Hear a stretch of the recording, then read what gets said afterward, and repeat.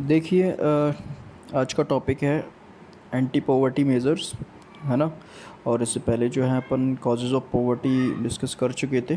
तो you can check those video lectures. वो सारे वीडियो लेक्चर्स जो हैं इसमें मैंने बताया है। ठीक है, ये पूरा चैप्टर जो है कंप्लीट किया हुआ है, तो आप देख सकते हैं ऑन आवर चैनल। स्टार्ट करते हैं, देखते हैं। Removal of poverty has been one of the major objectives of Indian development strategy, sorry. तो इसमें बताया गया है कि पोवर्टी जो है उसको ख़त्म करना। तो उसमें काफ़ी सारे कुछ उसमें मेन ऑब्जेक्टिव्स उसको बताया गया है ना। ये उद्देश्य है कि इंडियन अगर डेवलपमेंट होगा, अगर भारत का विकास होगा, तो उसमें जो है आपका पॉवर्टी रिमूव होनी चाहिए, ख़त्म होनी चाहिए, है ना। तभी विकास संभव है, हो सकता है। The current anti poverty strategy of the government is based broadly on 2 planks. और अभी की जो स्ट्रेटजी है तो गवर्नमेंट की, तो 2 प्लैंक पर है ना। 2 प्लैंक्स, उनकी क्या क्या प्लैंक्स हैं देखेंगे। Promotion of economic growth, economic growth को बढ़ावा देना, कि जब आर्थिक विकास होगा तो जाहिर सी बात है कि जो है पॉपुलेशन या फिर पीपल जो है उनका भी ग्रोथ होगा, तभी तो आपका आर्थिक विकास हो पाएगा ना। क्योंकि लोगों का ग्रोथ होता है तभी तो जो है इकोनॉमिक ग्रोथ होता है। तो इस चीज़ को बढ़ावा देना, ठीक है, आर्थिक विकास को। और टारगेटेड एंटी पॉवर्टी प्रोग्राम्स, और कुछ ऐसी स्कीम्स चल रही हैं, एंटी पॉवर्टी स्कीम्स चल रही हैं गरीबी को हटाने वाली, है ना। तो उनको इरेडिकेट करने वाले जो भी सारे प्रोग्राम्स चलाए जा रहे हैं थ्रू द गवर्नमेंट, तो उनको भी हटाना, है ना। और उनको टारगेट करना, उन्हें ठीक से इम्प्लीमेंट करवाना। देखेंगे over a period of 30 years lasting up to early 80s there were little per capita income growth and not much reduction in poverty. मतलब ये है इसका कि आप देखेंगे पीरियड, कौन सा पीरियड, जब 30 ईयर्स 30 सालों में बिल्कुल भी जो है आपकी इकोनॉमिक ग्रोथ नहीं बढ़ी, है ना। पॉवर्टी रिडक्ट नहीं हुई। वो 30 साल कौन से थे, जैसे आप 1980 के स्टार्टिंग का आप देखेंगे, 1980 के पहले 30 साल जो हैं आप समझ सकते हैं 1950 से 1980 तक। ठीक है, तो 1950 से 1980 तक जो 30 सालों में जो है काफ़ी ज़्यादा पर कैपिटा इनकम ग्रोथ नहीं हो पाई है, प्रति व्यक्ति आय, और पोवर्टी रिडक्ट भी नहीं हुई है। तो देखेंगे official poverty estimates which were about 45% in the early 1950s remained the same even in the early 80s। और मैंने बताया जैसे 1950 से 1980 तक का पीरियड जो था 30 सालों का, उनमें जो परसेंटेज था 45% था, तो विच वर 45%, तो वो रिमेंड सेम, ऐसा का ऐसा ही रहा। और since the 80s India's economic growth has been one of the fastest in the world. और 80s के बाद आप देखेंगे कि इकोनॉमिक ग्रोथ थोड़ी बहुत अच्छी हुई, वर्ल्ड में फास्टेस्ट हुई, बढ़ी तेज़ी से, बहुत तेज़ी से बढ़ी। और the growth rate jumped from the average of about 3.5% a year in the 1970s to about 6% during the 1980s and 1990s, है ना। तो ग्रोथ रेट जो थी आपकी जंप करके 3.5% से 6% हो गई थी। वो 1970s में जो थी 3.5% थी, तो वो 6% जंप कर दी उसने, है ना। काफ़ी कुछ अच्छा परफॉर्मेंस रहा आपका इकोनॉमिक ग्रोथ का, इंडिया का। तो पीरियड आपको याद करने है, ये याद कर लेना आप, ना 1990s और 1980s और 1990s में हुआ था ये सब कुछ। और the higher growth rates have helped significantly in the reduction of poverty. और जब इकोनॉमिक ग्रोथ आपकी अच्छी हुई, हायर रेट्स हुई थी उसकी, तो उससे क्या हुआ फ़ायदा ये का कि पॉवर्टी रिडक्ट हुई। Therefore it is becoming clear that there is a strong link between economic growth and poverty reduction. तो ये लिंक ही है एक दूसरे से, ठीक है, एक दूसरे से लिंक है ये। जैसे इकोनॉमिक ग्रोथ अगर अच्छी होगी तो पॉवर्टी रिडक्ट होगी, और जब पॉवर्टी रिडक्ट होगी तो फिर इकोनॉमिक ग्रोथ होगी। तो ये दोनों से एक दूसरे से जो है ये लिंक है, ठीक है। तो आप ऐसा बोल सकते हैं। और economic growth widens opportunities and provides the resources needed to invest in human development. तो होता क्या है कि इकोनॉमिक ग्रोथ अपॉर्चुनिटीज़ देता है आपको, काफ़ी सारी अवसर प्रदान करता है, प्रोवाइड करता है रिसोर्सेज, काफ़ी सारे संसाधन आपको, और जिससे कि आप ह्यूमन डेवलपमेंट में इन्वेस्ट कर सकें, ह्यूमन रिसोर्स बढ़ा सकें। और this also encourage people to send their children including the girl child to schools in the hope of getting better economic returns from investing in education. तो ये जो है ऐसे अवसर प्रदान करता है कि आप अपने बच्चों को भेजिए, स्कूल भेजिए, है ना, और अपने बच्चों के साथ साथ अपनी गर्ल चाइल्ड जो है शिशु सॉरी जैसे क्या बोलते हैं गर्ल चाइल्ड होती हैं, उनको भी पढ़ाने का आपको जो है अवसर अपॉर्चुनिटीज़ मिलती हैं, है ना। और ऐसा कहा जाता है कि गर्ल चाइल्ड को भी स्कूल भेजना चाहिए, पढ़ाना चाहिए, है ना। तो अच्छा रहता है इकोनॉमिक ग्रोथ के लिए, सभी के लिए। और देखेंगे इससे जो है क्या होता है, बेटर इकोनॉमिक रिटर्न्स आपको मिलते हैं, है ना। आपका आर्थिक विकास होता है। और इन्वेस्टिंग इन एजुकेशन में इन्वेस्ट करने से, पीपल एज रिसोर्स चैप्टर में अपन बहुत अच्छे से इस चीज़ पढ़ चुके थे, है ना, पीपल को संसाधन के रूप में देखना। However, the poor may not be able to take direct advantage from the opportunities created by economic growth. तो जो पुअर थे, गरीब लोग थे, वो हालांकि इस स्कीम्स, इस सभी चीज़ों से, स्ट्रेटजी से डायरेक्ट एडवांटेज नहीं ले पाए। जो इकोनॉमिक ग्रोथ हुआ उससे वो डायरेक्ट एडवांटेज नहीं हो पाया। ऐसा नहीं कि इकोनॉमिक ग्रोथ हो गई और एक ही जगह जो है सभी पुअर जो है उनको एडवांटेज हुआ वो डायरेक्टली, है ना। इकोनॉमिक ग्रोथ हो गई, ग्रोथ हुआ, आर्थिक विकास हुआ, तो आर्थिक विकास के साथ साथ आप देखेंगे पैसा आया, तो पैसा सभी को मिलेगा डायरेक्टली। ऐसा ऐसा कुछ नहीं हुआ, ऐसा सभी के साथ नहीं हुआ, है ना। तो देखेंगे more over growth in the agriculture sector is much below expectations. तो आप देखेंगे growth in the agriculture sector में जो है कम एक्सपेक्टेशंस रहे, ठीक है, बहुत कम, ठीक है। एक्सपेक्टेशंस के ज़्यादा भी एक्सपेक्टेशन से भी कम जो है ग्रोथ रेट रहा उनका एग्रीकल्चर सेक्टर में। This is a direct bearing on poverty as a large number of poor people live in a villages and are dependent on agriculture. और इससे ये देखा जाता है कि पॉवर्टी आपको सबसे ज़्यादा लार्ज नंबर ऑफ पुअर जो है पीपल विलेजेस में मिलेंगे, because they are depend on agriculture, क्योंकि वो एग्रीकल्चर सेक्टर पर क्या है, डिपेंड है, ठीक है। इसीलिए वो सबसे ज़्यादा पुअर है इन द रूरल एरियाज़, ग्रामीण क्षेत्रों में, ठीक है। और इन द विलेजेस एक ही बात है। अब देखेंगे क्या कि in these circumstances there is a clear need for targeted anti poverty programmes, although there are so many schemes which are formulated to affect poverty directly or indirectly।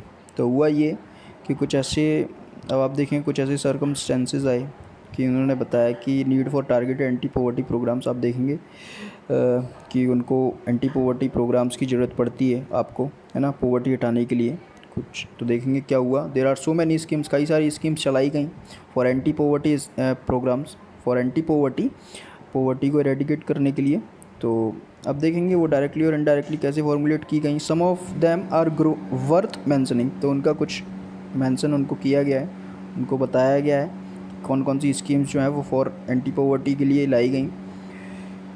और देखेंगे क्या लिखा हुआ है, Mahatma Gandhi national rural employment guarantee act 2005, है ना। तो ये एक स्कीम्स लाई गई, मनरेगा जिसे बोलते हैं, MG नरेगा कुछ भी बोल सकते हैं। Act 2005 aims to provide 100 days of wage employment to every household to ensure livelihood security in rural areas. पहली बात तो ये रूरल एरियाज़ के लिए स्कीम थी, ग्रामीण क्षेत्रों के लोगों के लिए स्कीम्स थी। हर परिवार के व्यक्ति में से जो है आपको व्यक्ति को क्या मिलेगा, रोज़गार मिलेगा, वो भी 100 days के लिए मिलेगा, ठीक है। ये 100 days के लिए सिक्योर था, ठीक है। और अब देखेंगे, ठीक है, इसमें क्या होगा। और आप देखेंगे it also aimed at sustainable development to address the cause of drought, deforestation and soil erosion. और इसका मकसद ये भी था, महात्मा गांधी ये जो स्कीम है मनरेगा, इसमें ये एम किया गया था कि सस्टेनेबल डेवलपमेंट किया जाए। और जैसे ड्रॉट, सूखा पड़ जाता है तो वहाँ उन लोग मज़दूरों को लगा दिया, तो वहाँ खेती किसानी के वगैरह कुछ भी ऐसी फसल वगैरह कराई जा रही है और इसको यूज में लिया जा रहा है। और डिफॉरेस्टेशन को बचाया जाए, है ना, सॉइल इरोजन को बचाया जाए। तो इन सभी चीज़ों को बचाने के लिए, सस्टेन करने के लिए, सस्टेनेबल डेवलपमेंट के लिए, तो इन लोगों को काम दिया गया, रोज़गार दिया गया ग्रामीण क्षेत्रों के लोगों को, मज़दूरों को, ठीक है। 100 दिन का रोज़गार मिलता है इस स्कीम के अंडर, ठीक है। और देखेंगे 1/3 of the proposed jobs have been reserve for women. और इसमें से आप देखेंगे 1/3 जो जॉब्स थी, ठीक है, तो 1/3 जॉब्स थी जो किसके लिए थी, ठीक है। तो 100 में से आप देख सकते हैं इसमें जो है 33 या 34 जो थे, 100 में से 33 या 34 लगभग, है ना, इसका जो हिस्सा था, पार्ट था, वो वुमेन होती थी, ठीक है। तो ये रिज़र्व थी ये उनके लिए। और the scheme provided employment to 220 crore person days of employment to 4.78 crore households. और 4.78 करोड़ इतने परिवारों को रोज़गार मिला और इतने पैसे जो हैं उनको मतलब गवर्नमेंट ने एक्सपेंडिचर हुआ 220 करोड़ का, ठीक है, लोगों के ऊपर। और the share of SC/ST women percentage in the scheme are 23%, 17% and 53% respectively.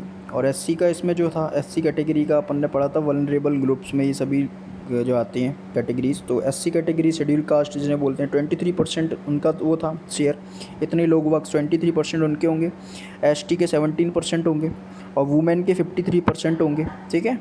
तो ये बताया गया था, ये शेयर था उनका इस स्कीम के अंदर, ठीक है। The average wage has increase from 65 in 2006-07 to 132 in 2013-14। तो जो वेज था पहले 65 था 2006-07 में, जो कि 132 हो गया 13-14 में।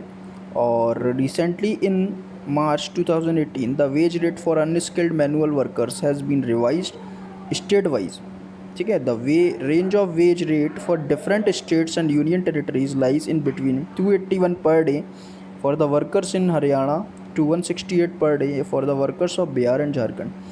तो मतलब ये हुआ कि स्टेट वाइज जो है ये अनस्किल्ड वर्कर्स, अब ये सारे जो वर्कर्स होते हैं वो सब अनस्किल्ड ही होती हैं ना, तो तभी तो इनको मजदूर वगैरह जो है ये कैटेगरीज उनकी काफ़ी वैसी हो जाती है, ठीक है। ये अनस्किल्ड होते हैं, इन्हें रोज़गार नहीं मिल पाता है, ठीक है। तो ये वर्कर्स जो हैं इनके वेजेस जो हैं, इनकी मजदूरी जो थी वो बढ़ाई गई, थोड़ी कम थोड़ी वैसी की गई, अलग अलग की गई different state wise, union territories में अलग अलग, ठीक है। जैसे 281 पर डे किया गया है ना, 281 रुपीज़ पर एक दिन का हरियाणा के वर्कर को दिया जाएगा, और 168 पर डे जो है for the workers of Bihar and Jharkhand.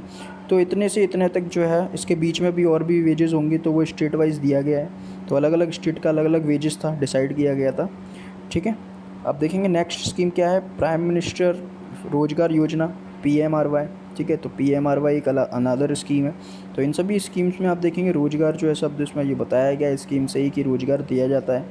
और is another scheme which was started in 1993, इसका सन आपको याद रखना है कि इसका पीरियड 1993 में स्टार्ट की गई थी।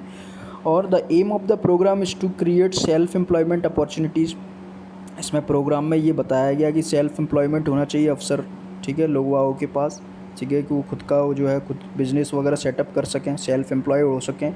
For educated unemployed youth in rural areas and small towns, जो कि रूरल एरियाज़ और छोटे छोटे कस्बों में रहते हैं एजुकेटेड लोग, जो थोड़ी बहुत पढ़े लिखे हैं, ठीक है, जो कि अनएम्प्लॉयड हैं और एजुकेटेड हैं, उनके लिए सेल्फ एम्प्लॉयड जो है स्कीम्स बताई गई, जो कि मतलब अवसर अपॉर्चुनिटीज़ दी गई, सॉरी, ठीक है।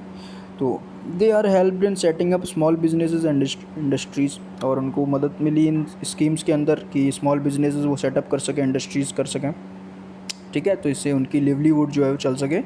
और ये दूसरी स्कीम थी। अब तीसरी जो है rural employment generation programme REGP, ठीक है।